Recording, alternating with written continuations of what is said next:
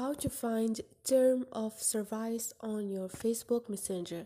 Hi guys, in this video I will show you how to find term of service on your Facebook Messenger. It's so easy and quick, so let's start. First thing, go to your Messenger, click on it. Now click on your profile, scroll down and click on the last option, which is legal policies.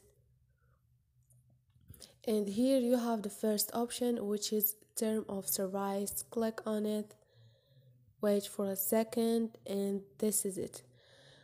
And here you have term of service.